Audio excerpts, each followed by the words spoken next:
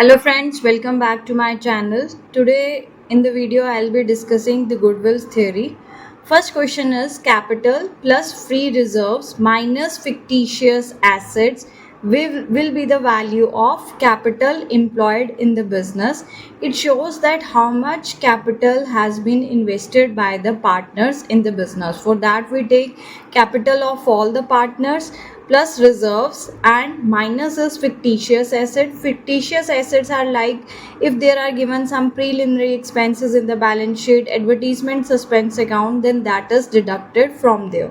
Second is goodwill is intangible asset that we cannot see it, we can only feel it, but it's not a fictitious. Why it is not fictitious? Because goodwill can be sold. The asset which has no resaleable value are known as the fictitious assets.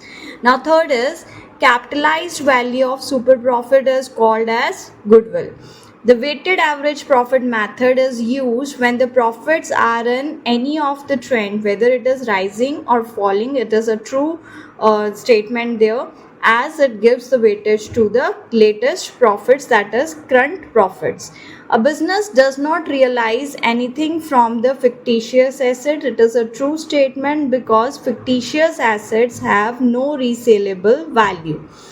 The value of goodwill is subjective. It depends on the assessment of the valuer. Yes, it is a correct statement, and assertion and reason both are correct, and reason is correct explanation of assertion because goodwill value depends upon the valuer's assumptions. Then if there are no competitors or less competitors, or the firm enjoys full monopoly, it helps the business to earn more profits. That's why it has the goodwill. This point highlights the which of the factor of falling, that is quality, efficiency, or the favorable contracts or the market situation. The answer is D, that is market situation is in favor of the business. Thank you. Accountitude, like, share and subscribe to my channel.